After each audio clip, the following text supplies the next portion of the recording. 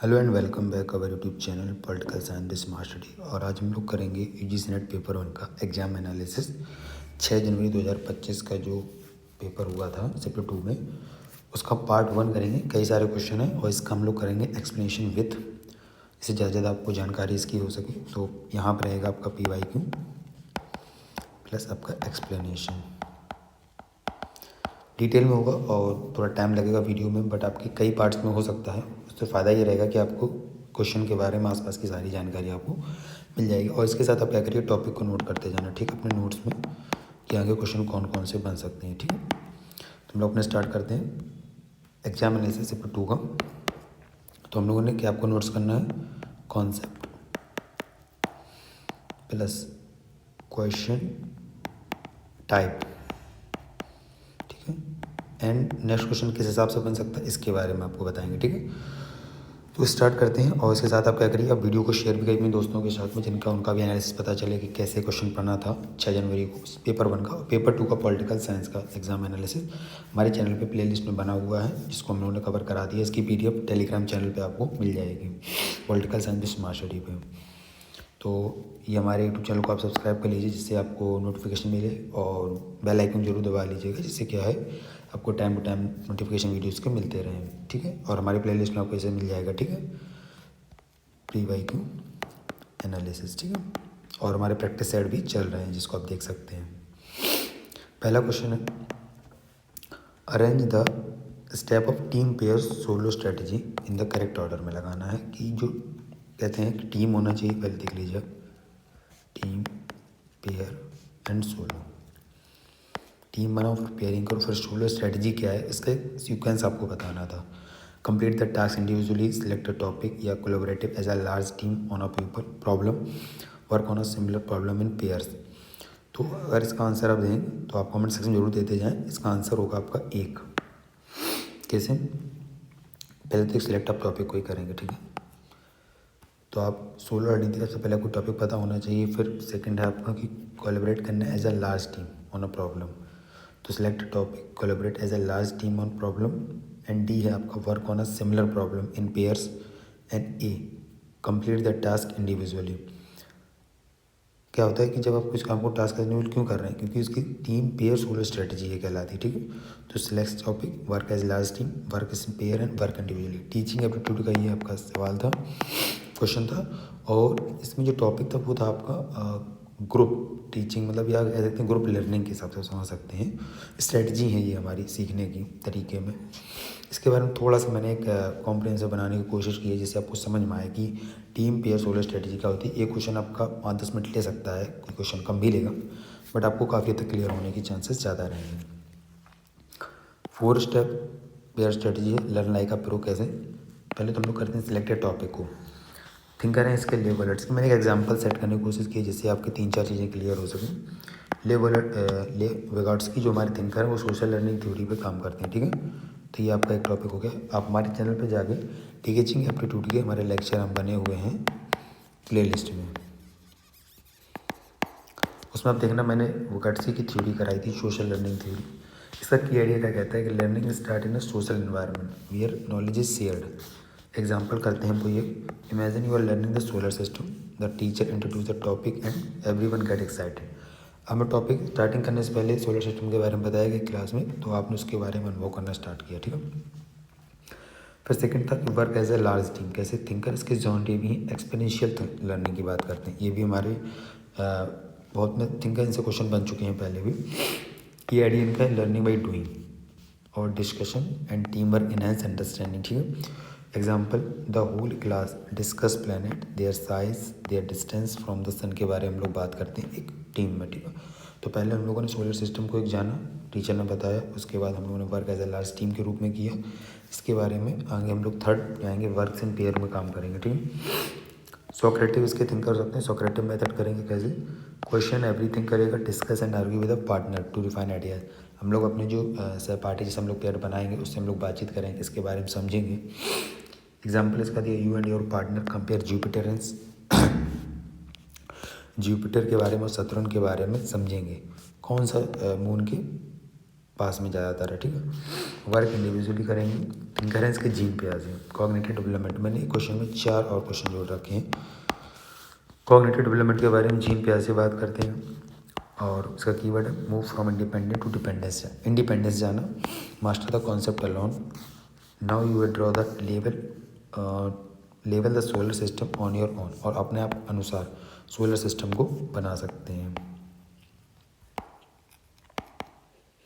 तो पहले अपने टीचर ने आपको बताया, फिर आपने टीम में वर्क किया, उसके बाद आपने उस चीज़ को समझा, देन आपने पेयर के साथ वर्क किया, एंड आपने इंडिविजुअल इंडिपेंडेंस हो गई इस चीज़ के लिए।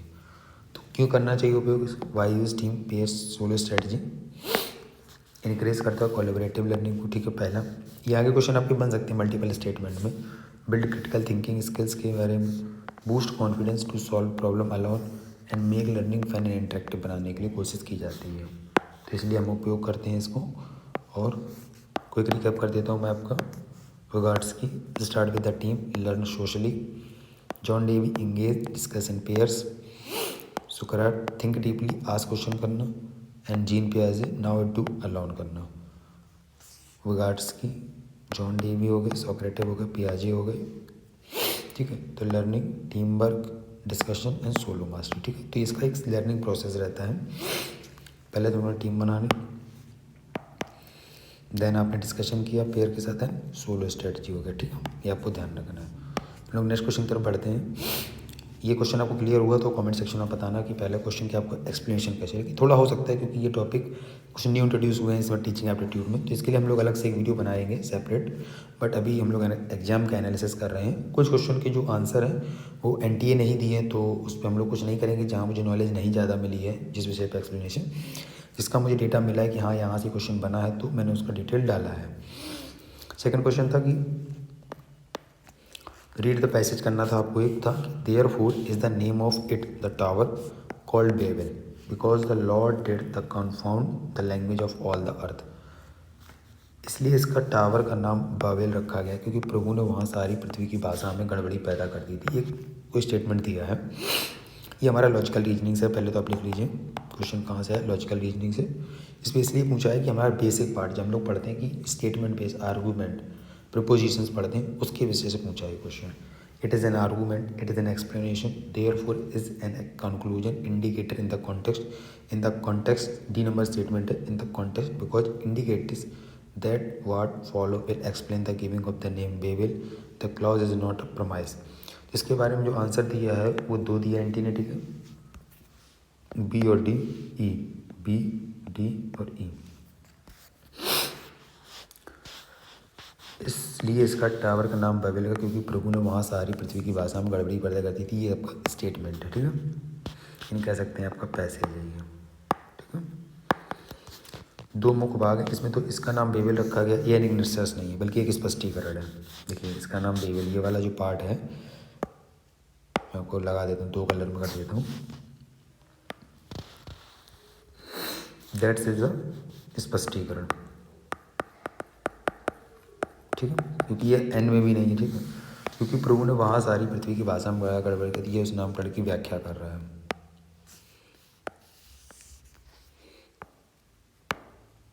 ठीक है। इसके बारे में देखते हैं थोड़ा एक्सप्लेनेशन साथ में। यह एक कह रहा है कि स्पष्टीकरण है, ये वाक्य नहीं बता रहा, कोई निष्कर्ष निकाला गया, बल्कि ये समझा रहा है कि टावर का नाम बेबेल क्यों रखा गया, कॉज इफेक्ट को दर्शा रहा है, ये आपको ध्यान रखना है इसमें, ठीक है। और क्योंकि जो इंगित कर रहा है वो ये कह रहा है कि जो आगे कुछ भी कहा गया है वह बाबेल नाम दिए जाने की व्याख्या करेगा, क्योंकि पता क्या है कि वो ये कह रहा है कि जैसे आपने लिखा क्योंकि, अब ये तो हो गया उसका स्पष्टीकरण किया क्यों कहा गया, उसके बाद में ये कह रहा है कि क्योंकि प्रभु ने वहाँ सारी पृथ्वी, क्योंकि आपको आगे के नामकरण का कारण बताएगा क्यों रखा गया। और खंड एक प्रमाइस नहीं है या क्योंकि आर्गुमेंट प्रस्तुत नहीं करता, बल्कि ये ऐतिहासिक कथा स्टोरी की व्याख्या कर रहा है। प्रमाइस में तर्क में सहायक होते हैं, लेकिन एक सिर्फ एक विवरण दे रहा है।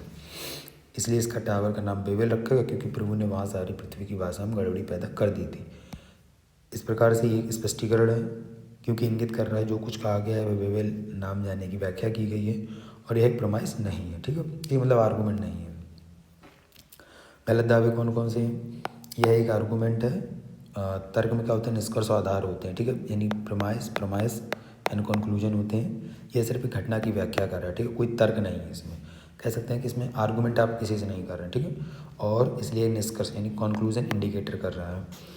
ऐसा भी नहीं, ये भी गलत है, क्योंकि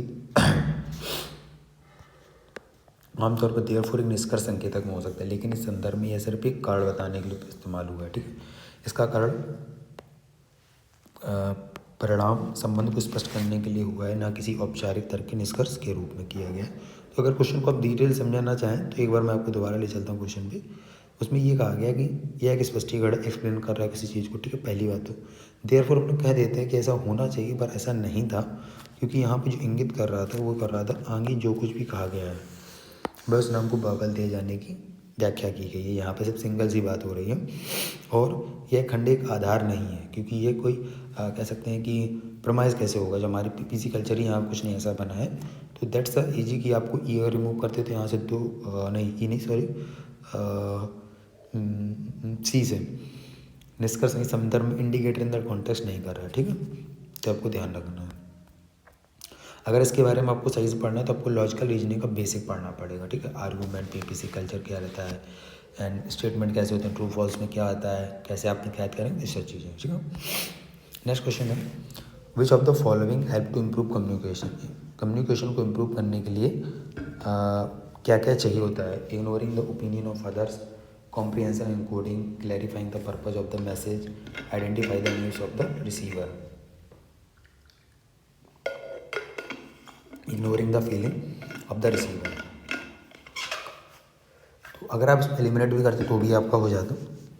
तो ये कह रहा है कि संचार में सहायता क्या करता है, ठीक है। तो हम लोग देखते हैं इसके आंसर इज 2।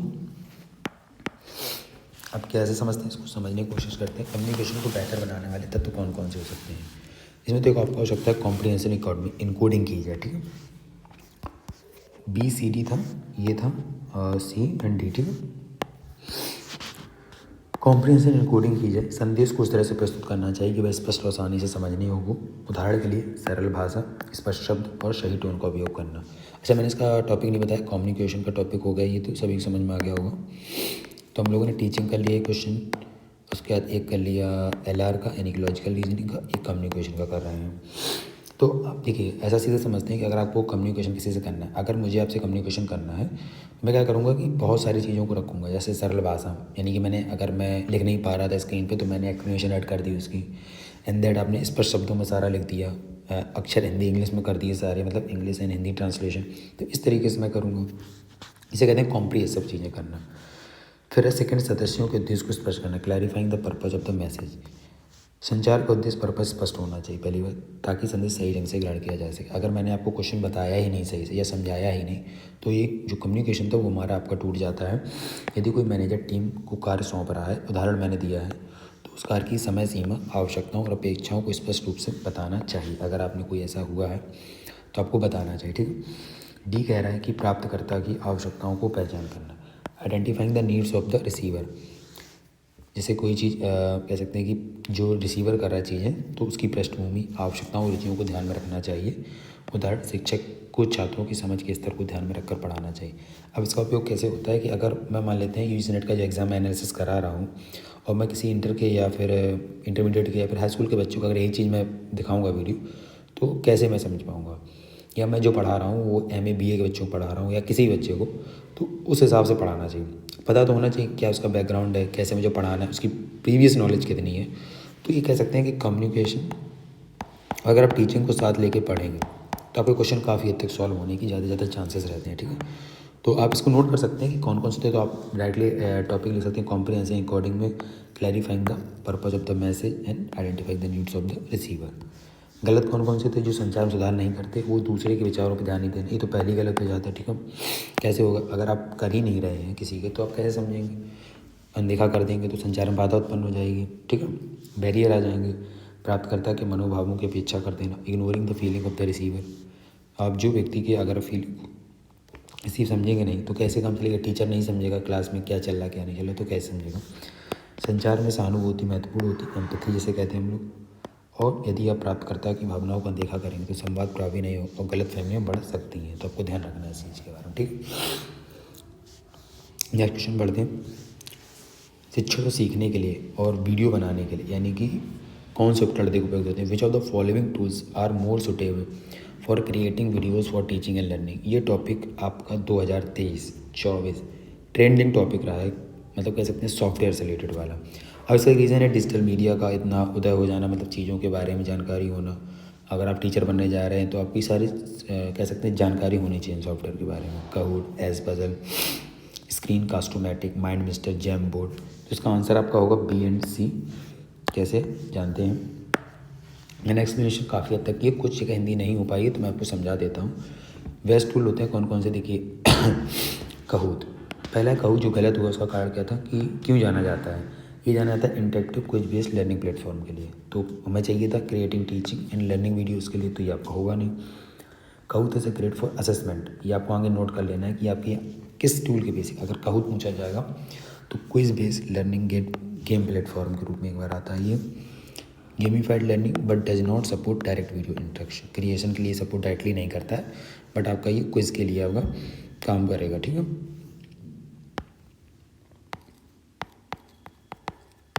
ये आपको ध्यान रखना है। एड पजल आपका वीडियो बनाने का काम आता है। Teacher can edit videos, add question and track student engagement. आपके ध्यान रखना, ऐड क्वेश्चन का मतलब क्या होगा, यहाँ पे असेसमेंट भी कर सकता है। ठीक है, ये ध्यान रखना। यहाँ क्विज तो था ही था, यहाँ वीडियो प्लस क्वेश्चन आप दे सकते हैं।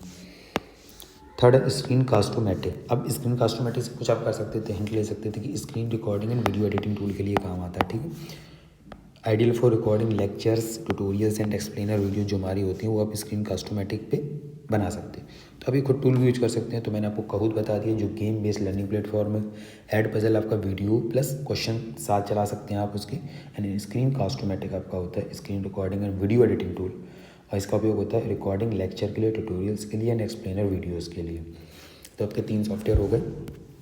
2 सॉफ्टवेयर आपके हैं माइंड मिस्टर के बाद Jamboard. What is that, mind mapping and brainstorming tool है ये आपका। माइंड मिस्टर माइंड से रिलेटेड है, मतलब हम लोग कहते हैं कि कोई चीज़ ऐसे होती है जस्ट लाइक ये एम था तो इसकी चारों तरफ चीज़ें बना देना कि हाँ ये चीज़ ऐसे पता होनी चाहिए ऐसे। It is a great for organizing ideas but does not create videos. ये ब्रेन स्टोर्मिंग टूल है बट आपका वीडियो बनाने का काम नहीं आएगा। जैम बोर्ड जो हमारा है वो वाइट बोर्ड टूल है। ठीक है, कोलैबोरेटिव वाइट बोर्ड टूल और गुड फॉर इंटरेक्टिव टीचिंग के लिए but no for video creation. ये भी नहीं वीडियो क्रिएशन के लिए था, ये भी नहीं था ये। अब आपसे आगे पूछा सकता है वाइट बोर्ड टूल कौन सा है, वो जैम बोर्ड हो जाएगा आपका। और आपका ब्रेन स्टोर्मिंग टूल हो जाएगा माइंड मिस्टर। ये पूछा जा चुका है आपके यूजी नेट एग्जाम में, दिसंबर के एग्जाम में पेपर 1 में क्वेश्चन आया था माइंड मिस्टर से रिलेटेड। ठीक है, ये आपका हो गया टीचिंग एप्टीट्यूड। ठीक है, ये क्वेश्चन था उससे। इसका उपयोग क्यों करते हैं हम लोग, एनहांस स्टूडेंट इंगेजमेंट के लिए, provide flexibility in the learning, create visually appealing and interactive content जब हमारे बनता है तो लोगों को ज़्यादा देर तक याद रहता है, समझ सकते हैं। तो अब आप समझ गए होंगे टीचिंग एप्टीट्यूड में 2 क्वेश्चन लोग कर चुके हैं और दोनों ही मतलब ईजी थे, बट आपको इन टूल्स के बारे में थोड़ी बहुत डिटेल आपको अच्छे से आनी चाहिए। ठीक है, तो हम लोग बढ़ते हैं नेक्स्ट क्वेश्चन पे। Identify the correct chronological order of establishment of following university. अब ये क्वेश्चन क्या प्रीवियस मतलब कितनी बार रिपीट हुआ है, मार्च 2023, ठीक है जो पेपर हुए, फिर जून 2023, उसके बाद दिसंबर 2023, अगस्त 2024 एंड आपका अभी दिसंबर 2024 का एग्ज़ाम। ये क्वेश्चन इतनी बार रिपीट हुआ है। SNDT इलाहाबाद, पटना, कलकत्ता, पंजाब। अब इनको कालक्रम में लगाना, कभी कभी ये 3 सेम क्वेश्चन आया ऐसे कॉपी पेस्ट हुआ या फिर कुछ चेंजमेंट हुए होंगे, बट आपका ये पूछा गया है क्वेश्चन मल्टीपल फॉर्म में। ये सारी यूनिवर्सिटी इतनी इनकी फिक्स हो गई हैं। इसका आंसर है 4।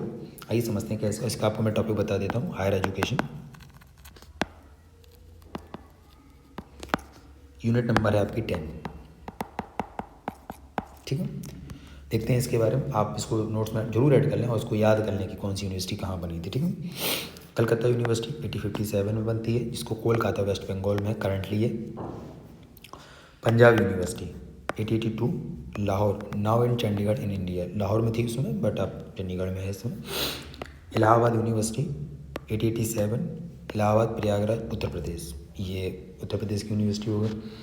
तो 1857, 1882, 1887, SNDT 1916, Mumbai Maharashtra and Patna university 1970, Patna Bihar. तो आपसे ये क्रोनोलॉजिकल पूछा तो मैंने आपको क्रोनोलॉजी बता दी, अपने नोट्स में जरूर ऐड करें। इसके बाद थोड़ी और डिटेल देख लेते हैं क्या क्या हो सकती हैं। अब ये क्वेश्चन कैसे बन सकता है, अब आप देखते हैं। ये क्वेश्चन मैं ऐसे बता दूंगा कौन कौन सा क्वेश्चन पूछा गया है। ये भी PYQ है आपका, ये भी आपका PYQ है। ये पूछा गया था पहले 2022 के पहले एग्ज़ाम में, ठीक है। और ये भी PYQ है, ठीक है। SNDT अलग से ये बने थे क्वेश्चन, इनसे कैसे बने इसको समझ लेते हैं। 1857 जो कलकत्ता यूनिवर्सिटी बनती है, first modern university in India बनती है। अगर इसे शॉर्टकट याद करना चाहें तो आप BMC याद कर लीजिए, बॉम्बे, मद्रास, कैलकाटा, ये 3 यूनिवर्सिटी एक साथ बनी थी। मॉडल कौन सा था, लंदन यूनिवर्सिटी। अभी समझ लीजिए सारे PYQ, अगर आप पुराने PYQ लगाएंगे तो आपको मिल जाएगा कि जो बॉम्बे, मद्रास एंड कैलकाटा में यूनिवर्सिटी बनी थी उनका मॉडल क्या था, वो था लंदन मॉडल यूनिवर्सिटी का, ठीक है। कुछ कम लोड करने के लिए कलकत्ता विश्वविद्यालय का तो पंजाब यूनिवर्सिटी बनाई गई, one of the oldest university of Punjab region की, ठीक है। Allahabad 887 known as the Oxford of the east के रूप में जाना जाता है इसको, ठीक है। ये आपका बन सकता है दोबारा question, Oxford of the east किसे कहते हैं हम लोग, इलाहाबाद यूनिवर्सिटी को। SNDT वुमेन यूनिवर्सिटी जो हमारी first women university in India थी, 1916 में बनती है। और 1917 में पटना यूनिवर्सिटी बनती है, फर्स्ट यूनिवर्सिटी इन बिहार थी, ठीक है। मतलब कह सकते हैं कि university of the new curriculum, English setup, ये समझ लीजिए आप, ठीक है। तो आपका एक क्लियर क्वेश्चन हो गया होगा। तो आपको मैंने टॉपिक बता दिया, उसका टॉपिक डिकोड कर दिया, आप चाहें तो उसे नोट्स में ऐड कर लें। इसके बारे में सेपरेट वीडियो आपको चैनल पे मिल जाएंगी।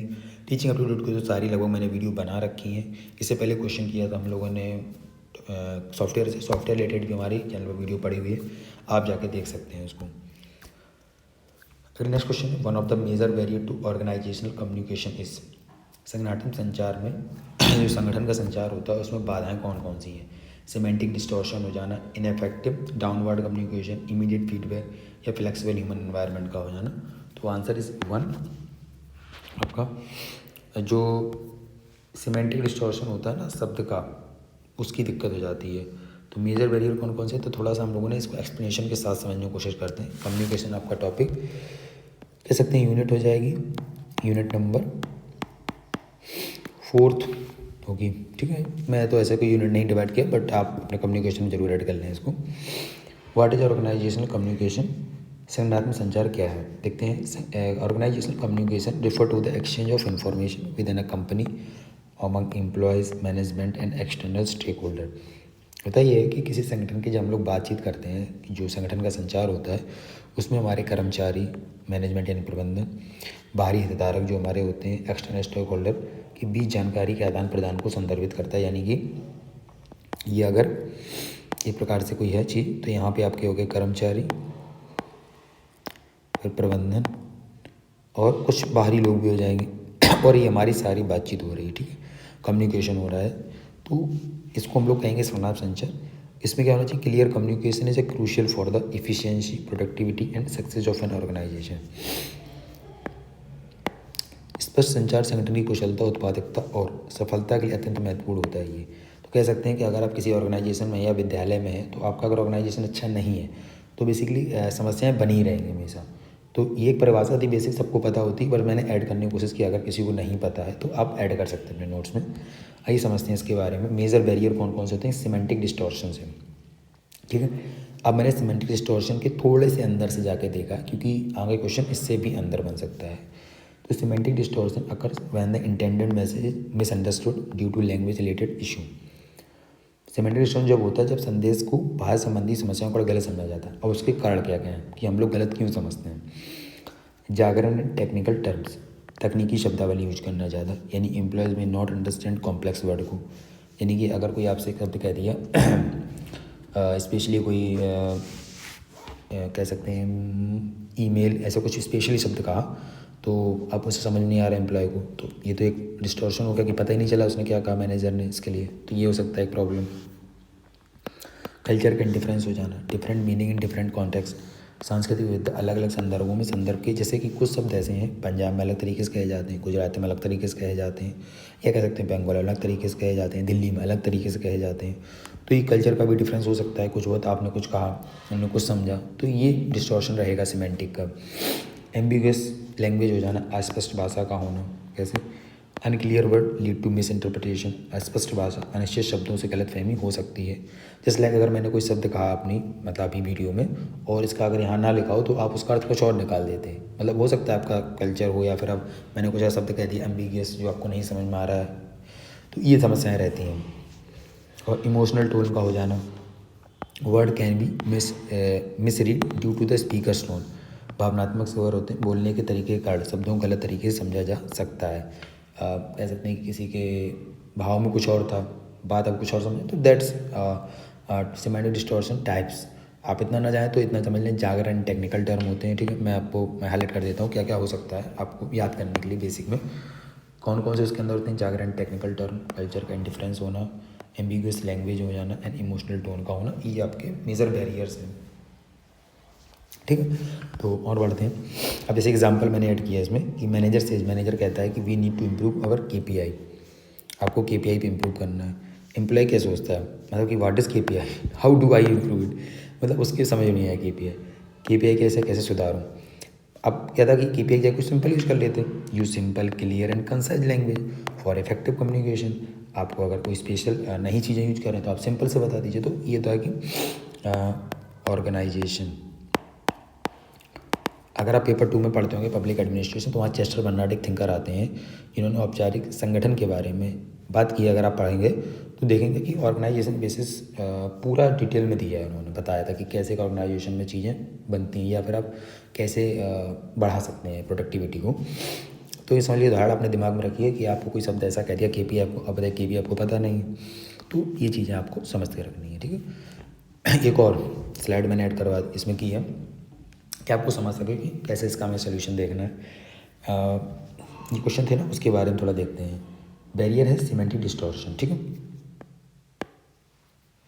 क्या है, अर्थ की विकृति हो जाना। कारण क्या होता है, कॉम्प्लेक्स लैंग्वेज एंड जागरण, ठीक है। Misunderstanding of message, use simple and clear. इसका देखिए इफेक्ट ये होता है, कारण मैंने बता दिया। अब ये भी आप चार्ट अपने उसमें ऐड कर सकते हैं नोट्स में। कारण क्या आता है, कॉम्प्लेक्स लैंग्वेज एंड जागरण। आपने बहुत अजीब टाइप का शब्द यूज किया, जैसे KPI मैं उदाहरण लेके चलता हूँ, इसमें KPI आपने यूज कर लिया, अब नहीं समझ में आ रहा है आपको KPI, या फिर इसका इफेक्ट क्या पड़ेगा कि आप KPI कुछ और समझ लेंगे, मतलब अपनी तरफ से कुछ अर्थ निकाल देंगे। इसका सोल्यूशन है कि मैं simple and clear word use करूँ, ठीक है। उसके बाद में इनएफेक्टिव डाउनवर्ड कम्युनिकेशन, अप्रभावी अधोमुखी, यानी कि ऊपर से नीचे की तरफ। पुअर लीडरशिप कम्युनिकेशन, जैसे लाइक अगर आपने देखिए होता क्या है कि पहले मैनेजर फिर सुपर, इस तरीके से हमारे पदाक्रम में होता है अपनी कंपनी के अंदर, ठीक। अब नेतृत्व के संचार में कमी ही है किसी प्रकार की। इफेक्ट क्या पड़ेगा कि कर्मचारियों में भ्रम आ जाएगा, उस चीज़ को लेकर कुछ और बात कही, कुछ और हो रहा है। तो हमें क्या करना चाहिए, ट्रांसपेरेंट पॉलिसी बनानी चाहिए क्लियर गाइडलाइन के लिए। अब आगे नेक्स्ट क्वेश्चन कैसे बन सकता है, इसके बारे में थोड़ा सा समझते हैं। आपसे क्वेश्चन बना कि इनफेक्टिव डाउनवर्ड कम्युनिकेशन के कॉज बताइए। कॉज आपसे पूछ लेगा, इफेक्ट पूछ लेगा या उसका सोल्यूशन पूछ लेगा, तो तीनों आपके टाइप क्वेश्चन बन सकते हैं। लैक ऑफ फीडबैक, प्रतिक्रिया की कमी होना, जैसे कि one way communication. No improvement of work efficiency, एक ही तरफ चला जा रहा है, आपका इनपुट आ ही नहीं रहा है। मैंने यहाँ से कोई मैसेज भेजा, यहाँ से कोई रिटर्न मैसेज आया ही नहीं, तो हम कैसे समझेंगे गलतियाँ कहाँ हो रही हैं। तो फीडबैक ज़रूरी है। जैसे एग्जांपल लेते हैं कि मैं आपसे बात अपनी कर रहा हूँ वीडियो में, आपने कमेंट सेक्शन में कुछ नहीं कहा, तो मुझे कैसे पता चलेगा मुझे मेरी कमी कहाँ है, मैंने कोई गलत शब्द बताया या फिर मैंने कोई गलत डेफिनेशन दी, तो दैट्स इज कि उसमें अपडेट्स नहीं हो सकता है। इनकरेज टू वे कम्युनिकेशन, द्विपक्षीय संचार को बढ़ावा हमेशा देना चाहिए, यानी कि आप कमेंट सेक्शन में अपनी बात रखें, जिससे मैं समझूंगा अगर कहीं गलती है या कुछ इंप्रूवमेंट करने की ज़रूरत है, तो that's I improve that this thing. Rigid work environment होना, कठोर कार्य का वातावरण होना, स्ट्रिक्ट रूल बना देना, पॉलिसी बना देना, और खुली चर्चा से डर का उत्पन्न हो जाना। तो हमें क्या करना चाहिए, foster of culture of flexibility को बढ़ावा देना चाहिए। नहीं कह सकते हैं कि अगर आपका एनवायरमेंट बहुत ही ज़्यादा रिजिड है तो अपनी बात नहीं कह सकते। होगा क्या कि हम लोग मार्स वाली स्थिति में चले जाते हैं कि लोग अपने नेचर से अलग हो रहे, खुद से अलगाव ले रहे, तो ये चीज़ें हो सकती हैं। तो आप समझ गए होंगे इसमें कि barrier, cause, effect and solution उसका। अब कैसे कम करें, संचार बाधाओं दूर करने के लिए तो हमें यूज़ क्लियर लैंग्वेज करनी चाहिए, इनकरेज ओपन खुली चर्चाओं को बढ़ावा दें, provide feedback mechanism and promote active listening and adapt to culture diversity. स्पष्ट भाषा का प्रयोग करें, खुली चर्चाओं को बढ़ावा दें, प्रतिक्रिया तंत्र विकसित करें, सक्रिय सुनने की आदत डाल दें एंड सांस्कृतिक विविधता को अपनाएं। बहुत सारी चीज़ें हैं, डाइवर्सिटी को उसको अपनाना चाहिए, ठीक है।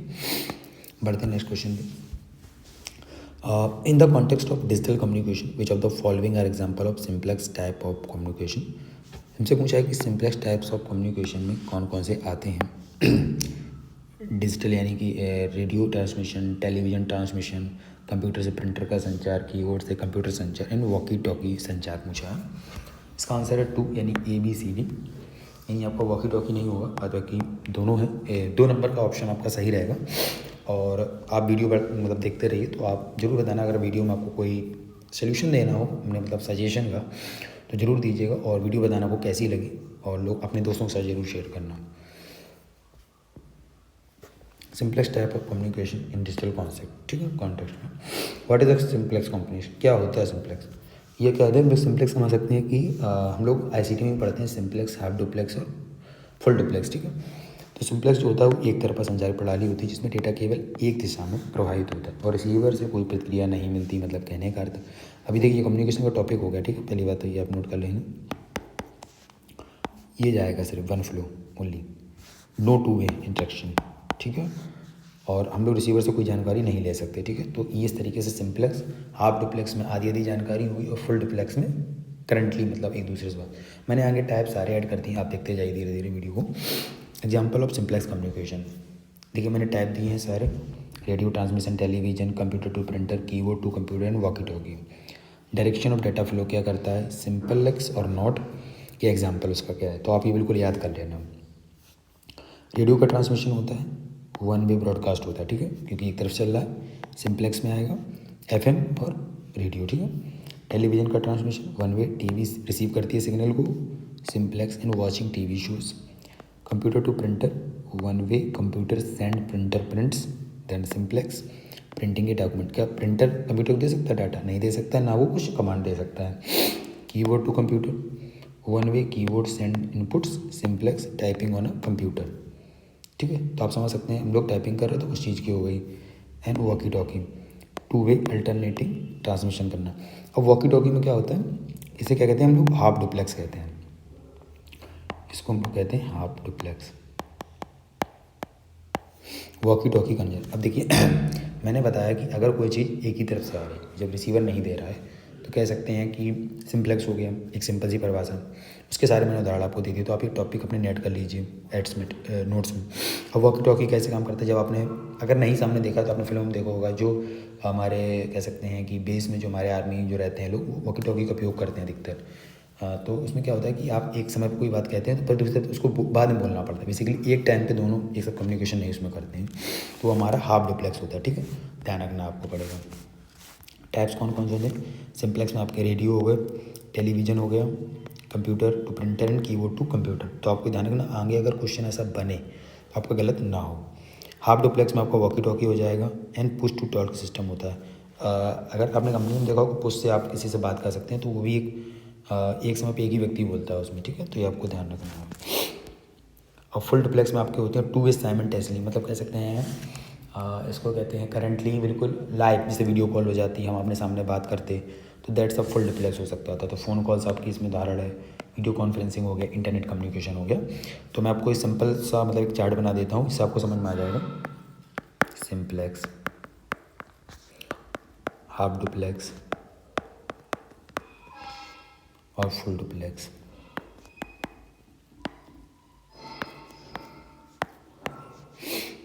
इसमें समझ लीजिए पहला 1 रिसीवर ओनली, कोई डेटा वापस नहीं आएगा, ये क्रॉस हो जाएगा, ठीक है। यहाँ से जाएगा, फिर कुछ देर बाद यानी कि सम टाइम, इसे थोड़ा टाइम देने के बाद आप दे सकते हैं, मतलब एक टाइम पे नहीं होगा, ठीक है। इसमें क्या होगा, एक ही समय पे सारा कुछ होगा, मतलब कह सकते हैं ऐसे सेंडर रिसीवर एक साथ, सेंडर रिसीवर, ये भी रिसीवर, ये सेंडर। अब फिर यह क्या होगा, ये सेंडर बनेगा, ये रिसीवर बनेगा, ये एक ही साथ में सेंडर रिसीवर हो सकता है, ये भी एक सेंडर से रिसीवर सेंडर हो सकता है। यहाँ पर सिर्फ सेंडर होगा, रिसीवर ओनली, बस दैट्स इट। बिल्कुल सिंप्लेक्स में आपको हमने समझा दिया ऐसे। और आपको इसके चाहिए तो आप कमेंट सेक्शन में बताएं, इसके अलग से प्रॉपर एक वीडियो बना देंगे। बट आप समझना चाहें तो इतने में आपके लगभग एक क्वेश्चन तो आपका सही हो सकता है अगर आता है तो। सिंप्लेक्स में हो गया, मैंने बता दिया, एग्जांपल सारे दे दिए, वॉकी टॉकी बता दिया, ठीक है। तो ये आप नोट कर लेना अपने में, ठीक है। नेक्स्ट क्वेश्चन पढ़ते हैं। ये कभी कम्युनिकेशन का भी क्वेश्चन आया दोबारा। ठीक है।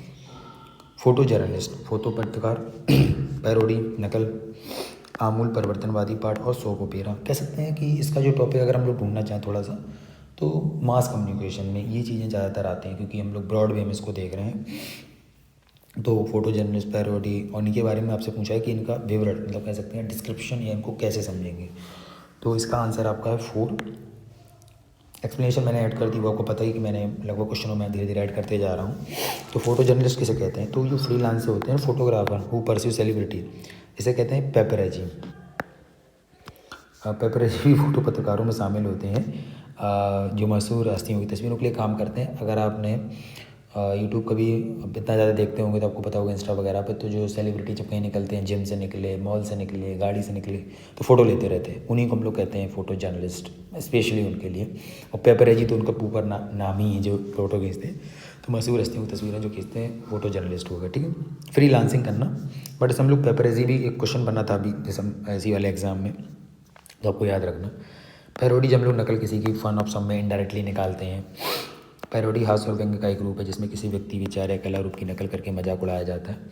गैंग्स ऑफ वासेपुर की पैरोडी वीडियो बना देना, जैसे कहते हैं कि उसी नहीं के लिए कई व्यक्तियों के लोग करते हैं, कह सकते हैं कि सेलिब्रिटीज़ के लोग करते हैं करंटली। तो उस तरीके से आप समझ सकते हैं पैरोडी करना, किसी चीज़ की नकल उतारना। रेडिकल रीडिंग करना, आमूल परिवर्तनवादी पठन करना। कैसे? Rejection of the author's meaning, author ने जो बात कही उसको रिजेक्ट करके values and opinion by the audience की अपनी बात को एक रखना। क्रिटिकल रीडिंग का अर्थ पाठक या दर्शक लेखक के मूल विचारों, मान्यताओं और मूल्यों को अस्वीकार कर सकता है और अपनी स्वतंत्र व्याख्या कर सकता है। रामायण को स्त्रीवादी दृष्टिकोण से पढ़ना, पुरुषवादी से पढ़ रहे तो आप स्त्रीवादी से पढ़ने लगे, तो ये हम लोग सकते हैं क्रिटिकल रीडिंग करना, मतलब किसी चीज़ के लेकर। तो मैंने photo journalist, parody and critical reading आपको बता दिया इसमें। ठीक है।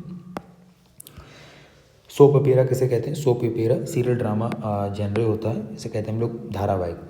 अब मैंने एक उदाहरण इसमें लिया क्योंकि सास भी कभी बहू थी और बालिका वधू, तो ये बहुत दिन तक चले लोगों के मन में। आज भी आप पुराने लोगों से पूछिए जो ओल्ड टाइम में देख रहे होंगे, उनके सब में सब कुछ निकला होगा, बालिका वधू क्योंकि सारे। तो ये सोप ओपेरा रहे। अब मैं इसको क्यों ऐड किया, इसको मैं बताता हूँ कि क्वेश्चन बना था सोप ओपेरा से कम्युनिकेशन में प्रीवियस ईयर में 2022-23 के एग्जामों में। इससे बहुत क्वेश्चन बनते थे सोप ओपेरा से, क्योंकि ध्यान रखना है कि दोबारा क्वेश्चन फिर से या रिपीटली होने लगा है। इसके बारे में थोड़ा डिटेल अगर गूगल भी कर लेना तो आपको मिल जाएगी। ठीक है। फोटो जर्नलिस्ट जो होते हैं कैप्चरिंग रियल इवेंट समटाइम पेपरेजी, तो मैंने ये बहुत मतलब कह सकते हैं कि शॉर्ट आपके लिए करने की कोशिश की जिससे आपको नोट्स बनाने में ईजी हो। पैरोडी को आप लिख लीजिए इमिटेशन इन ह्यूमर, इनडायरेक्ट मॉकरी करना, मतलब मिमिक्री करना। ठीक है। रेडिकल रीडिंग करना, न्यू इंटरप्रिटेशन निकालना, रिजेक्ट ऑथर वी को कर देना। Soap opera serial drama and family oriented TV show जाना। ठीक है। सारांश में क्या है? फोटो जर्नलिस्ट सेलिब्रिटी का पीछा करने के लिए स्वतंत्र फोटोग्राफर, पैरोडी हांस ऑफ व्यंग्य द्वारा नकल और मजाक करना, रेडिकल रीडिंग लेखक के विचारों का अस्वीकार कर देना, एंड सोप ओपेरा टीवी धारावाहिक नाटक शैली। अब मैंने इतना ऐड इसमें कर दिया है इसीलिए कि आपको कहीं दिक्कत ना ढूंढने की। आपको मैंने सारे उसके कीवर्ड्स, डिटेल्स सारा कुछ आपको दे दिया। ठीक है। नेक्स्ट क्वेश्चन है, निम्नलिखित में से कौन सा अतिरिक्त स्थान के शब्द का उदाहरण है? What of the following exemplify extension of term that is empathy. अब मैंने इसके बारे में थोड़ा सा सोचा और मैं आपको बताता हूँ इसको समझने का रीज़न क्या था कि मैं क्वेश्चन बताता हूँ उसको, आप समझ लीजिए लॉजिक रीजन का क्वेश्चन होगा। ठीक है। क्योंकि इसका रीज़न है आप पढ़ते होंगे एक्सटेंशन, इंटेंशन, तो ये क्या होता है, ये शब्द की व्यापकता को बताने की कोशिश करते हैं। अब इसका आंसर बहुत लोगों ने गलत भी किया है, मुझे पता है, क्योंकि इसमें नहीं समझ में आ रहा था बच्चों को। मैंने देखा उस बार बाद में तो बहुत लोगों को नहीं समझ में आया, तो इसका आंसर गॉड था। क्यों मैंने इसको ऐड करने की कोशिश की, आप समझना इसको। अब इसमें क्या है कि एक्सटेंशन ऑफ अ टर्म हो रहा है। कैसे? न कोई शब्द किन वास्तविक वस्तु में संदर्भों को दर्शाता है। यदि किसी शब्द को कोई भौतिक अस्तित्व नहीं है, उसे परिभाषित नहीं किया सकता, तो उसे एम्पैथी एक्सटेंशन कहेंगे हम लोग। भाई जिस शब्द को हम कह सकते हैं कि एक्सटेंड कैसे करें जब उसमें कुछ है ही नहीं, तो हम लोग कहेंगे एम्पैथी एक्सटेंशन। ठीक है। अब क्या है कि जब कोई शब्द का वास्तविक और भौतिक या प्रायोगिक संदर्भ नहीं होता है, तो उस रिक्त शब्द को एम्पैथी टर्म कहा जाता है। ठीक है। मतलब कोई चीज़ है ही नहीं उसकी, ना वास्तविक है, ना भौतिक है, ना प्रायोगिक है, तो गॉड को हमने किसी में नहीं रखा है। इसका मतलब है कि वह शब्द किसी भी वास्तविक चीज़ को संदर्भित नहीं करता है, बल्कि केवल एक अब्स्ट्रैक्ट आइडिया है। मतलब हम उसे देख नहीं सकते, जैसे कह सकते हैं सैद्धांतिक अवधारणा है। अब देखते हैं कैसे। मैंने ऑप्शन को क्लैरिफाई करने की कोशिश की। जैसे कलम को, कलम में क्या है? भौतिक वस्तु है। तो हम इसे देख सकते हैं, छू सकते हैं, उपयोग कर सकते हैं, तो एम्पैथी तो होगा नहीं, इसका हम लोग कोई अर्थ निकाल सकते हैं पहला। दूसरा, पुस्तक, ये भी एम्पैथी है क्योंकि एक वास्तविक वस्तु हम देख सकते हैं, पुस्तक को छापा, पढ़ा और इस्तेमाल किया जा सकता है, ठीक है। अब मैं थैले को और बता दूं, ये क्यों है, भौतिक रूप से मौजूद है, इसे देखा, छुआ, इस्तेमाल किया जा सकता है। अब गॉड का क्या था, गॉड में कहा यह एक अमूर्त आध्यात्मिक अवधारणा है, इसे देखा या वैज्ञानिक से प्रमाणित नहीं किया जा सकता। अलग अलग धर्मों में भगवान की अलग अलग परिभाषाएं होती हैं, यही कारण या रिक्त विस्तार एम्पैथी एक्सटेंशन का उदाहरण है। अब ऐसे भी आप कर सकते थे कि पेन में कुछ चीज़ें होती हैं, लिख सकते हैं, देख सकते हैं, बुक को भी आप पढ़ सकते हैं, बैग को भी आप आमने सामने देख ही सकते हैं, पर अपने भगवान को नहीं देख सकते। तो हमारे एम्पैथी एक्सटेंशन, इसको हम विस्तार कैसे करेंगे भगवान को, जब हमने ना समझा, एक अमूर्त आध्यात्मिक अवधारणा है, किसी चीज़ को हमने मन में बनाया, मन की चीज़ को हम सामने ला नहीं सकते, तो उसको हम लोग एम्पैथी एक्सटेंशन के रूप में लेते हैं। आगे क्वेश्चन भी बन सकता है कि एम्पैथी बना, अब आपको एक्सटेंशन से पूछेगा, इंटेंशन से पूछेगा, तो आपको ये चीज़ें पता होनी चाहिए, ठीक है। Physical object not empathy, pen, book, bag, abstract concept, empathy extension god, ठीक है। एम्पैथी एक्सटेंशन शब्द किसी ऐसी चीज़ को दर्शाता है जो भौतिक रूप से मौजूद नहीं है। God is an empathic extension because is abstract and conceptual entity, यानी इसे अमूर्त अवधारणा है और इस सैद्धांतिक अवधारणा के अंतर्गत आता है, इसलिए इसको आंसर माना गया, ठीक है। Next question, what is the correct chronological order from the older to newer following act according to their enactment. Environmental Protection Act, Wildlife Protection Act, Air Prevention and Control of Pollution Act, Water Prevention and Control of Pollution Act। तो ये जितने भी अधिनियम बने, इनको आप chronological लगाना है। ये भी आपका प्रीवियस ईयर क्वेश्चन रह चुका है और टॉपिक है आपका POW एनवायरनमेंट से, और इंडिया में पूछ रहा है कि जितने भी अधिनियम आए उनको रिलेट करने की बात कर रहा है। Answer is 1। पहला है वाइल्ड लाइफ प्रोटेक्शन एक्ट, 1972 में आता है। Water prevention and control of pollution act, इसे कहते हैं जल अधिनियम लेके आए, वो 1974 में लेके आए। एयर का हम लोग लेके आए कंट्रोल करने के लिए 1981 में। एनवायरनमेंट प्रोटेक्शन एक्ट जो हम लेके आए वो 1986 में लेके आए। अब ये समझिए कि वाइल्ड लाइफ, उसके बाद वाटर, फिर एयर एंड फिर इन्वायरमेंट आपका प्रोटेक्शन एक्ट आता है। इसको थोड़ा सा डिटेल में देखते हैं। जो आपका वाइल्ड लाइफ प्रोटेक्शन एक्ट था 1972 का, ये भारत का पहला पर्यावरण कानून था, ये ध्यान रखना आपको। यहाँ से आपसे क्वेश्चन पूछा जा सकता है कि भारत का पहला प्रमुख पर्यावरण कानून कौन सा था, तो वाइल्ड लाइफ प्रोटेक्शन एक्ट था। वन्य जीवों, उनके आवासों के संरक्षण के लिए लागू किया गया था, ठीक है। फिर आता है आपका वाटर का 1974 का prevention and control of pollution act, Bharat में जल प्रदूषण को रोकने के लिए ये पहला अधिनियम था। ये था आपका भारत का पहला प्रमुख पर्यावरण, ये था जल प्रदूषण से रिलेटेड। केंद्रीय और राज्य प्रदूषण बोर्ड बनाए गए, यानी CPCB and central pollution control board, ठीक है। और आपका स्टेट पॉल्यूशन कंट्रोल बोर्ड की स्थापना की गई। 1981 air prevention and control of pollution act, वायु प्रदूषण की रोकथाम और नियंत्रण के लिए लागू किया गया। वाहनों, उद्योगों से होने वाले प्रदूषण को नियंत्रित करने के लिए नियम बनाए गए। तो आप समझ रहे हैं 72 में वाइल्ड लाइफ है, 74 में धीरे धीरे नियम बढ़ते चले जा रहे हैं वाटर के लिए, फिर उसके एयर के लिए। अब ये जो आया 1986 का environmental protection act, Bhopal cluster strategy जैसी हमारे इंडिया के अंदर होती, भोपाल में 1984 में इसके तहत बनाने की कोशिश की गई। क्योंकि हुआ क्या था कि इससे पहले ऐसा कोई हादसा भी नहीं हुआ था, और हमारे भारत के ऐसे लोग हादसा होने के बाद समझते हैं इस चीज़ को। तो कह सकते हैं कि ये कभी यहीं पर लेट आई तो दिक्कत तो हो ही गई थी। तो आप ये समझ लीजिए पेपर 2 में भी भोपाल क्लस्टर ट्रेजेडी से क्वेश्चन आया था। अगर किसी ने एनालिसिस मेरा देखा तो उसमें मैंने बताया था कि आपको ये क्वेश्चन आगे भी पूछा जा सकता है। तो 1972, 1974, 1981 एंड 1986 ध्यान आपको रखना है। आज के क्वेश्चन हम लोगों ने इतने किए, तो आपको कैसा एक्सप्लेनेशन लगा बताना जरूर। और हमारे टेलीग्राम चैनल के साथ आप ज्वाइन हो सकते हैं, क्योंकि वहाँ आपको PDFs वगैरह इसकी जो हम लोग एनालिसिस करते हैं इसकी मिल जाएगी। लाइक करें, कमेंट करें, शेयर करें अपने दोस्तों के साथ, और चैनल को सब्सक्राइब जरूर करके रखें, जिससे आपको नोटिफिकेशन टाइम टू टाइम मिलते रहें। और अन्य दोस्तों के साथ भी ये करना जो पॉलिटिकल साइंस नहीं पढ़ रहे, बेसिकली नॉर्मल पेपर 1 तो पढ़ ही रहे होंगे सारे सब्जेक्ट के बच्चे, उनको भी आप शेयर कर सकते हैं।